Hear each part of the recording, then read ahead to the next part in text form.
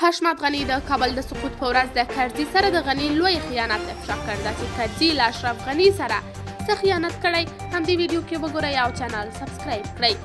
هیواد ټایمز وايي د افغانستان د پخواني ولسمشر اشرف غني د ورور حشمت غني تازه څرګندونو په افغانستان کې د رسنیو سرچکۍ جوړ کړل.